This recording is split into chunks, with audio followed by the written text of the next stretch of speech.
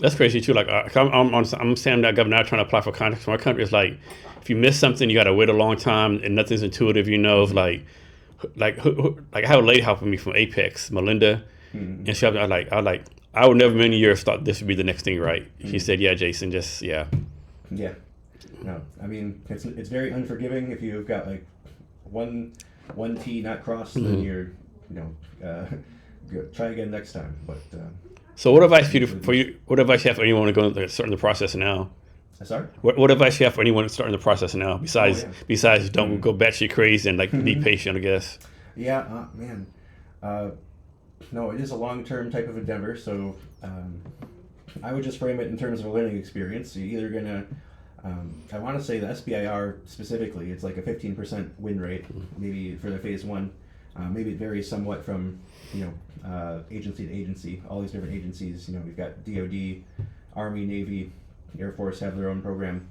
DOE, Department of Energy, Department of Transportation.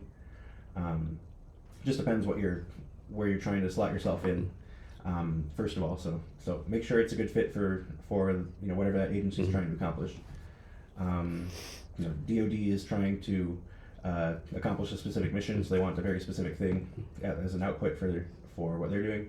Versus National Science Foundation is more broad, so you can kind of pitch a wider range of technology that you're hoping to eventually commercialize. So, like you said, SBIR, you have to be solving a specific problem for the Department of Defense.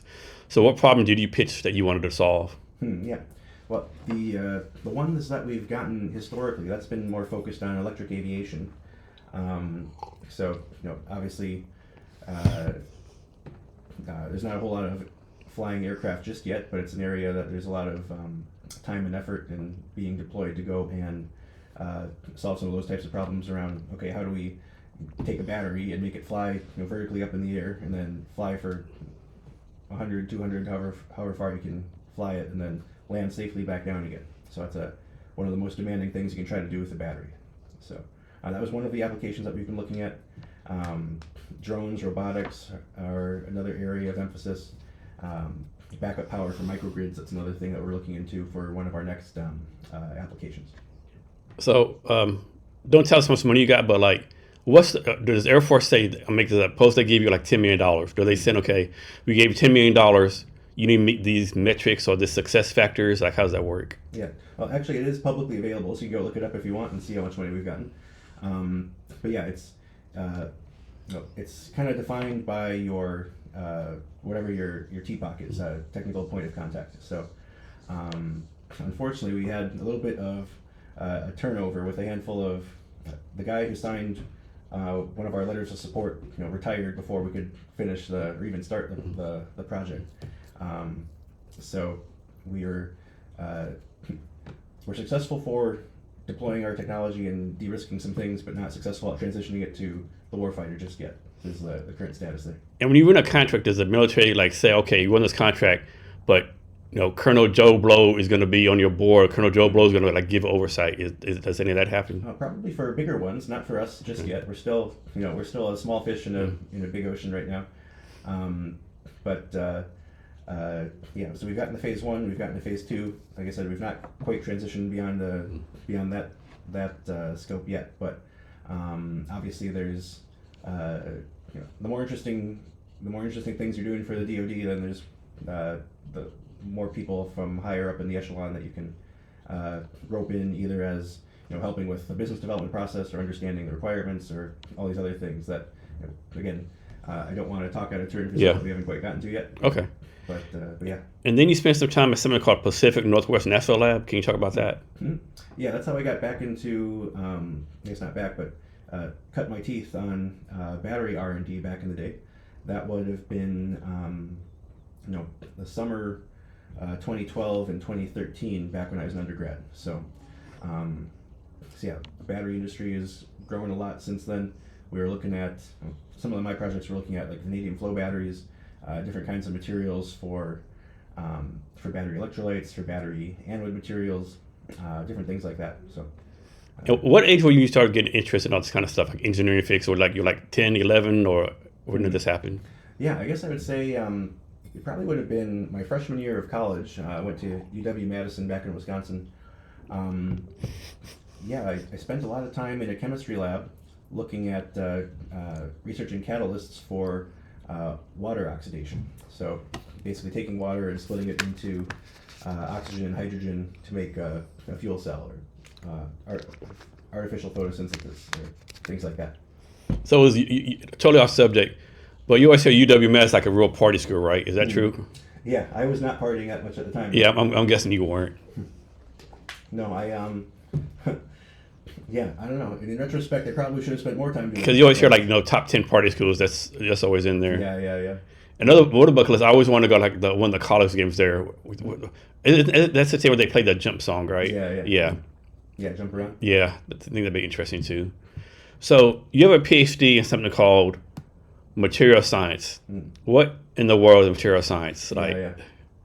Yeah, it's one of those things. It's kind of like the ugly stepchild of engineering. It's not quite physics, and it's not quite engineering, and it's not quite chemistry.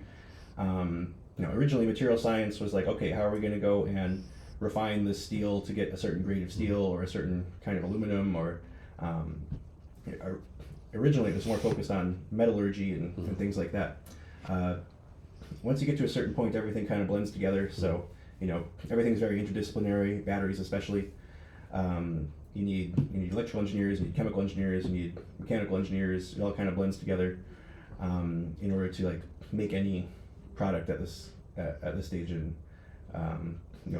the world. But material science is basically the study of all these things around us. Somebody had to go make the plastic. Somebody had to go make the glass. Somebody had to go make the steel or wood or all these different things that had to be processed in some way in order for it to make it to in front of us now for whatever product that is.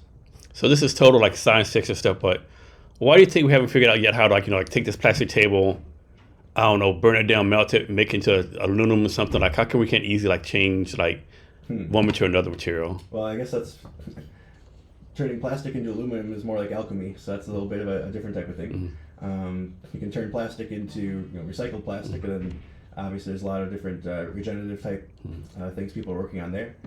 You can do it, but it's more like particle physics, or I don't exactly know how you go about doing it. That's like a type of stuff you do at CERN, where you're shooting a whole bunch of protons at things. Then now it goes from being lead to gold. Okay, so some people will say you have to be sort of mental unstable to get a PhD, right? Yes. Fair. Yeah. Because you're working long hours, you pretty much have no social life. It's basically it's a big time commitment, right? Yeah. And then I think I'm making this up. I think half the people actually don't make it through, because it's too hard for them, or some life comes up, right? Yeah. So why get a PhD, and then how are you able to actually successfully obtain your PhD? Yeah, good question. This is what I always tell people now. If you're not sure why you're getting a PhD, don't do it. I always discourage people at this point to say, if you really have your heart set on it, then my disapproval is not going to stop them. And if they're on the fence, then it's going to be brutal. So you're better to quit now than, you don't want to be halfway through it and then have a crisis of faith or whatever it is that you got going on. And, if you have your heart set on it, go do it. But you don't need it. Yeah, I give people the same advice. They ask me, should I start a startup? My preferred answer is always no. No. Yeah, if you need somebody else's permission to do it, then no, you're probably not going to have the passion and all that kind of stuff to go to. Yeah. I always joke around sometimes that you want to start a company, you need to have some kind of mental health test. I'm guessing it's kind of the same way to get a PhD, right? You probably need to get some kind of mental health test before you start your PhD, right? Yeah, I'm a crazy person. I don't pretend to not be a crazy person. It's just one of those things. So you just kind of, at this stage in my life, you just own it. And if you're normal, you're not going to get a PhD. You're not going to start a company usually, that there's a lot of weird people out there doing great things. I used to take it as a negative when people called other people weird, but now it's taking more as a badge of honor almost, Yeah, right. It's like I said, I'm a weird person. At this point, I own it. I'm not trying to be somebody I'm not. This is what we're dealing with at this point. So. Yeah. So I'm guessing you're done with education, right? No more PhDs. Yeah. So for PhD, is that for life? Can anything happen where they come take it away from you? Oh yeah.